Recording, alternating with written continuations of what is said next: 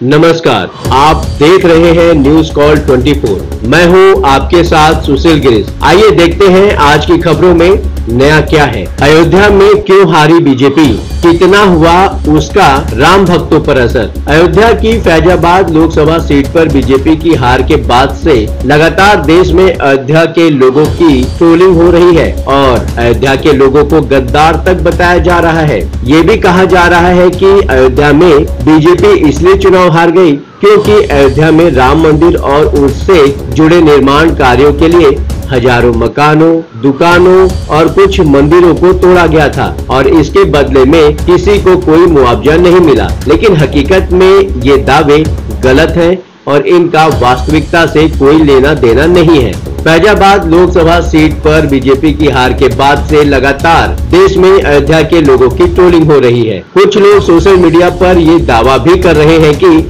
4 जून के नतीजों के बाद से अयोध्या में भगवान श्री राम का मंदिर सूना पड़ा है और बीजेपी की हार के कारण अब श्रद्धालु राम मंदिर में दर्शन करने के लिए नहीं आ रहे हैं। ये भी कहा जा रहा है कि अयोध्या में बीजेपी इसलिए चुनाव हार गई क्योंकि अयोध्या में राम मंदिर और उससे जुड़े निर्माण कार्यों के लिए हजारों मकानों, दुकानों और कुछ मंदिरों को तोड़ दिया गया था और इसके बदले में किसी को कोई मुआवजा नहीं मिला।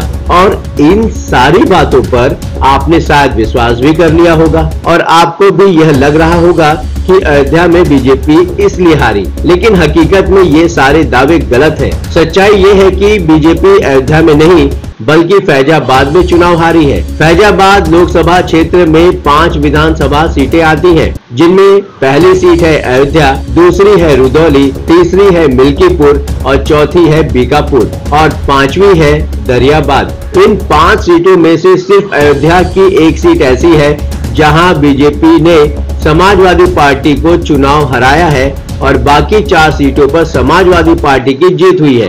इससे ये पता चलता है कि जिस अयोध्या नगरी में भगवान श्री राम का मंदिर बना, उस अयोध्या के लोगों ने तो बीजेपी को चुनाव जिता दिया और वहां बीजेपी को समाजवादी पार्टी से 4,500 से ज्यादा वोट मिले। लेकिन जो बाकी के 4 विधानसभा क्षेत्र थे, वहां बीजेपी को समाजवादी पार्टी से कम वोट मिले, जिसके कारण बीजेपी इस बार फैजाबाद की सीट लगभग 50,000 वोटों से हार गई। इसके अलावा ये भी दावा गलत है कि अयोध्या में राम मंदिर के निर्माण की वजह से जिन लोगों के मकानों और दुकानों को तोड़ा गया, वो लोग मुआवजा नहीं मिलने से बीजेपी से नाराज थे, जिसकी वजह से उन्होंने बीजेपी को चुनाव में हरा दिया। सच्चाई ये है कि जिस अयोध्या में मंदिर, एयरपोर्ट, अस्पताल और सड़कें बनाने के लिए मकानों और दुकानों को तोड़ा गया, वहां तो बीजेपी हार ही नहीं है। बीजेपी उन विधानसभा क्षेत्रों में हारी है जहां ना तो मंदिर बना है और ना ही उसकी वजह से किसी का मकान और दुकान तोड़ा गया है। उदाहरण के लिए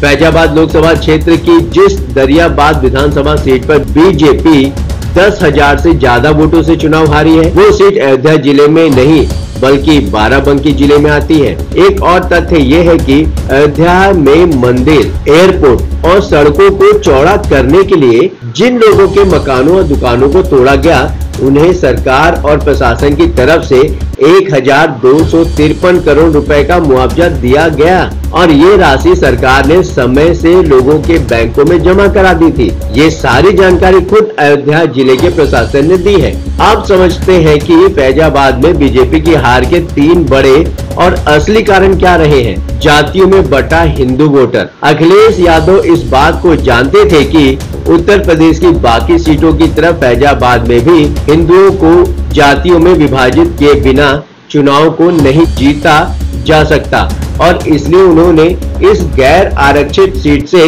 अवधेश प्रसाद को अपना उम्मीदवार बनाया, जो दलित है और पासी समुदाय से आते हैं। फैजाबाद में कुल 18 लाख वोटर हैं, जिनमें से 26% दलित हैं और इनमें भी पासी समुदाय के लोगों की संख्या 3 लाख से ज्यादा है। इसके अलावा इस सीट पर 14% मुस्लिम और 12% यादव हैं और इन्हीं सारी जातियों को देखकर अखिलेश यादव ने अवधेश प्रसाद को यहां से चुनाव लड़ाया और ये नारा भी दिया कि ना अयोध्या ना काशी, अब की बार अवधेश पासी। और जातियों की इसी सोशल इंजीनियरिंग के कारण बीजेपी फैजाबाद में चुनाव हार गई। लल्लू सिंह के खिलाफ एंटी इनकम्बेंसी।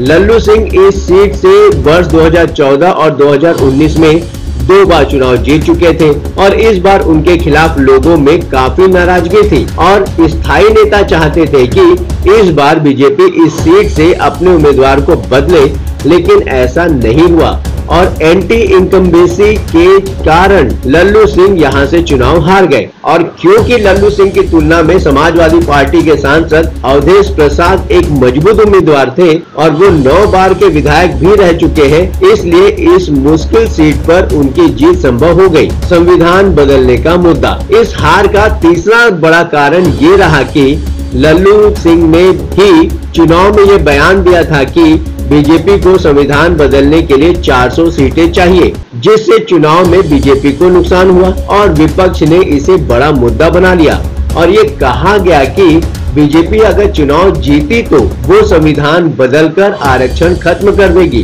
और इसी मुद्दे से पिछड़े और दलितों के वोट बीजेपी से अलग हो गए। सोशल मीडिया पर लगातार दावा किया जा रहा है कि 4 जून के नतीजों के बाद से अयोध्या में भगवान श्री राम का मंदिर सूना पड़ा है और लोग अयोध्या वासियों से इतने निराश हैं कि वो राम मंदिर में दर्शन करने के लिए नहीं आ रहे हैं, लेकिन हकीकत में ये दावा भी पूरी तरह से गलत है। भीषण गर्मी और खतरनाक लू के बावजूद 1 जून से 12 जून के बीच 7,36,000 श्रद्धालु अयोध्या में राम मंदिर के दर्शन करने के लिए आ चुके हैं और ये आंकड़े पिछले महीने आए श्रद्धालुओं की संख्या के ही बराबर है। पिछले महीने 15 दिन में लगभग 8 लाख श्रद्धालुओं ने राम मंदिर के दर्शन किए थे और इस बार 12 दिनों में 7,36,000 श्रद्धालु वहां आ चुके हैं और अब भी शनिवार और रविवार को छुट्टी वाले दिन हर रोज 1 लाख से ज्यादा और बाकी दिनों में 50,000 श्रद्धालु राम मंदिर के दर्शन करने के लिए आ रहे हैं और ये भीड़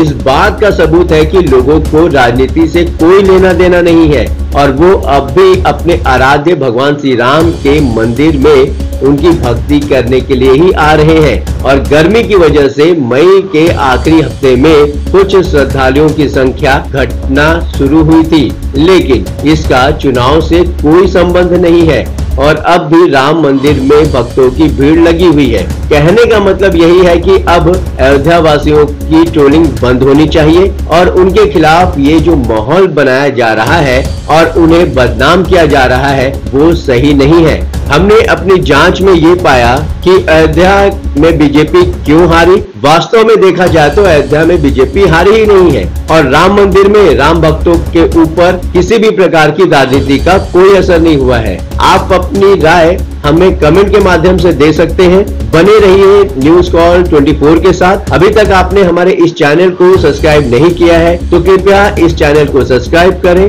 फॉलो करें और नोटिफिकेशन में जाकर ऑल का ऑप्शन दबाना बिल्कुल न भूलें। नमस्कार।